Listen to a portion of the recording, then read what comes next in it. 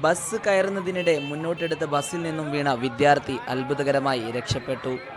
Perambra market സ്റ്റോപ്പിൽ വിദ്യാർത്ഥികൾ കയറുന്നതിനിടെ മുന്നോട്ടെടുത്ത ബസ്സിൽ നിന്നും വീണ വിദ്യാർത്ഥിനിക്ക് പരിക്ക്.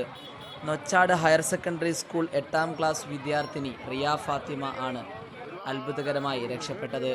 രാവിലെ 9 മണിയോടുകൂടിയാണ് സംഭവം ഉണ്ടായത്. കുറ്റ്യാടി കോഴിക്കോട് റൂട്ടിൽ ഓടുന്ന അദ്നാൻ ബസ് മാർക്കറ്റ് ഷോപ്പിന് കുറച്ച് മുൻവശത്തായി നിർത്തുകയും വിദ്യാർത്ഥികൾ ഓടിക്കയറുന്നതിനിടയിൽ ഡ്രൈവർ ബസ് മുന്നോട്ടെടുക്കുകയും ചെയ്തെന്നാണെന്ന് ദൃക്സാക്ഷികൾ പറഞ്ഞു. കുട്ടിയെ വലിച്ചിഴച്ചുകൊണ്ട് ബസ് 20 മീറ്ററോളം മുന്നിലേക്ക് പോയി. കണ്ടവർ ബഹളം വെച്ചാണ് ബസ് നിർത്തിയത്.